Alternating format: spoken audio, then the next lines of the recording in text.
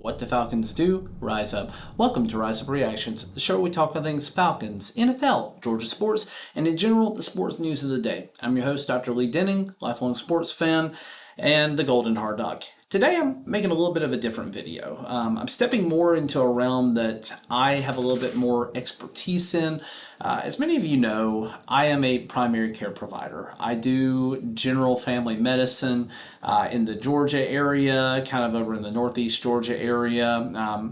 And I live close to Athens, which is near and dear to my heart as a Georgia fan. I'm a season ticket holder to the Falcons. But something that I wanted to talk about today is really more related to medicine. Because it's a trend that I've really seen, and I'm not pointing out anybody or anything. There's nothing really that's made me think of this specifically with any patients that I'm currently seeing, but more of a general trend from the time I started my medical school journey through residency and into active practicing medicine, and that's the wellness exam. It's something that goes often overlooked, and I just kind of want to talk about it a little bit. There's really two varieties. There's the pediatric variety and there's the adult variety.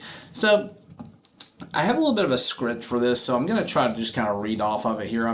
We'll see how this goes, but wellness exams generally serve a purpose, even if they do seem unnecessary sometimes.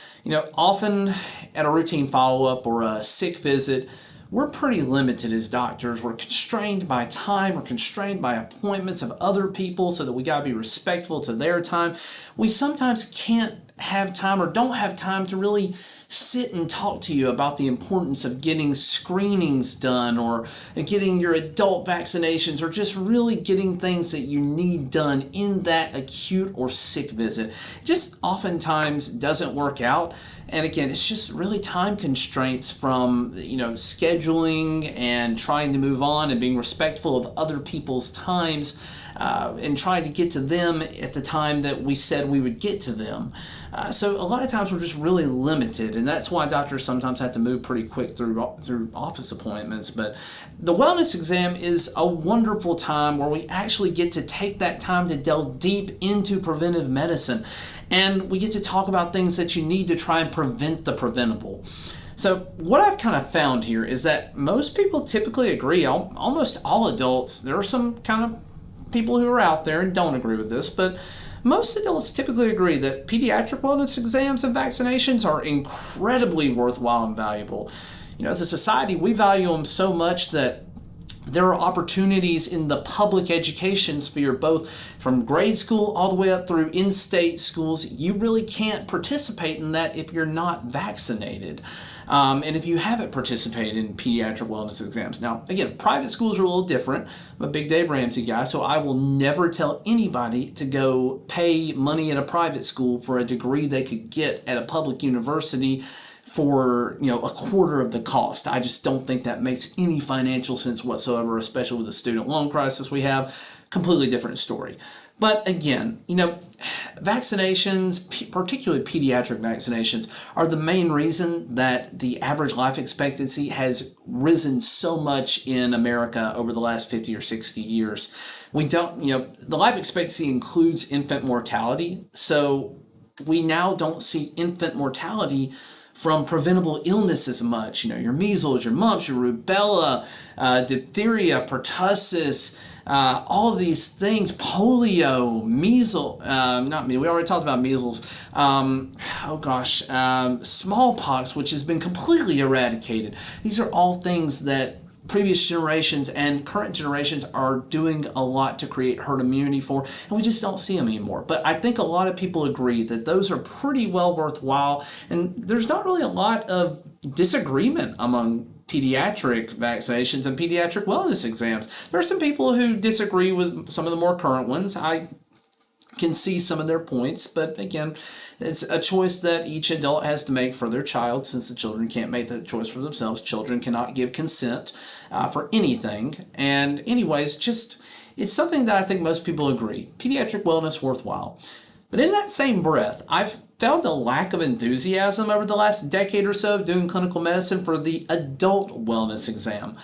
And I kind of argue that missing your adult wellness exams, while your pediatric are very important at getting you through the early stages of life, getting you to a point where you can thrive as an adult, it's a lot more expensive and a lot more problematic if you miss out on the adult wellness exams and you end up finding something or would have found something that otherwise could have been preventable. And adults were concerned about more the choices that they've made through the course of their lives. We're concerned about, were you a smoker? Did you drink a lot? Did you do certain high-risk activities? Things that would increase your risk of cardiovascular disease or cancer or really any end organ damage that can accumulate over time from choices that would make it hard living. Things like the colonoscopy for men and women, the pap smear and the mammogram for women, the lung cancer screen, the AAA screen, which is a little bit different. These are all things that we recommend and are fairly common in people of a certain age. We start a lot of these screens, most of them, in fact, in your early 40s. For women, the pap smear is actually started a little bit earlier. It starts at 21, and then the frequency of it changes depending on your decade of life. But otherwise, we typically start most of these things a little bit onward into the 40s and 50s. Some of them start in the 60s as well.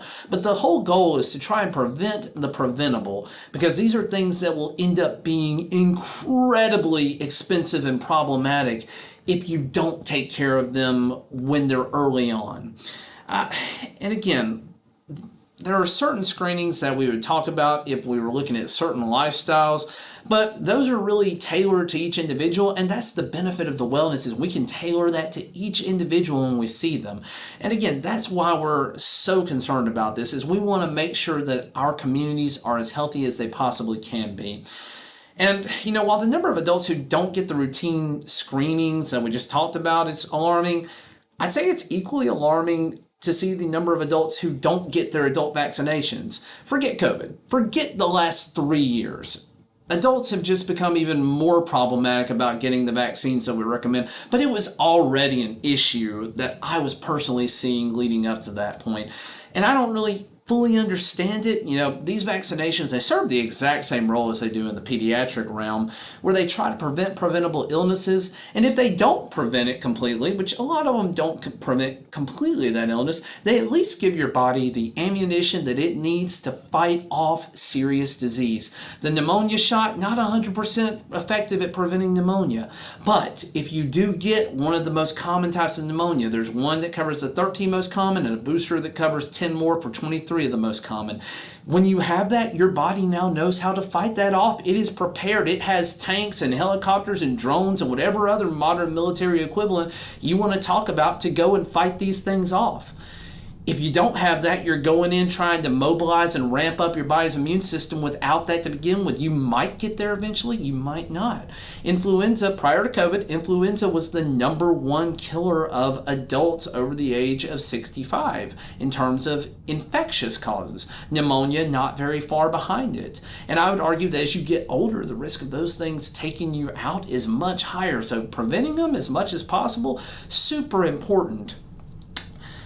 And again, it's kind of one of these things where you invest, when you're young, you invest financially, and you invest when you're in your 20s, 30s, 40s to try and get to a point where your retirement is wonderful and beautiful, and you really do your best to try and build up that nest egg for retirement. But you have to sacrifice, and you have to make the choices, and you have to do the responsible things and make good choices in the financial regard to get there. The same can be said with your health as well, with trying to get to the best health outcome possible, trying to get you to do your examinations, to do these vaccinations, because my goal is ultimately for my patients to be around as long as they possibly can and in the best health they possibly can. And a lot of these things that we're doing, you can probably equate them to wearing a seatbelt. It is the law. First off, let's be very clear. Wearing the seatbelt is the law in all of the states. And 99% of the time, though, you probably don't need the seatbelt. But that 1% of the time that you do, it's usually the difference in life versus disability or death. And you are glad that you had it when you needed it. And that's why health screenings and the wellness exam are just so important. If you're over the age of 45, I strongly encourage everybody to see their physician. If you don't have a physician, again, I'm a primary care provider. There are thousands of us around the country, and we would all more than love to take care of you and your family's needs, to really be there for you, to watch you grow as a family, to really be there as you age, and try to take care of you as best as we possibly can. You know, we're going to be putting out fires that have unfortunately happened over the course of people's lives. It happens. But we would also like to prevent as many of those fires as possible. And again, my goal is to have you live as long and as healthy as possible. And that's the goal of pretty much all primary care providers. It really is at the core the biggest mission that we have, and the wellness exam is probably the most important thing that we do as a primary care doctor, or as anybody does in the primary care realm. Again, I encourage everybody who has not already done so to see your primary care provider, get that annual wellness, go get that blood work, go do some of the uncomfortable things. As Dave Ramsey says, again, a little harsh on this one, but Dave Ramsey always says that in the financial realm, adults devise a plan and follow it. Children do what feels good. A little harsh in terms of what we would say for adults, but really, what you can take from that, the mature and the wise go on and they get set up for these things and they try to prevent the preventable. Those who are less wise or just kind of put it off, much higher risk of bad things happening. But guys, thank you so much for watching, taking time to see this non-football content. It really means a lot to me. Thank you for everybody who has subscribed so far. I am really trying to get to 500 subscribers by the end of the 2023-2024 NFL football season. Again, would love to see you guys in my routine videos for sports, but today I just wanted to take a minute to talk about what I do for a living and talk about medicine. But thank you so much for watching, liking, sharing, subscribing, and as always, rise up.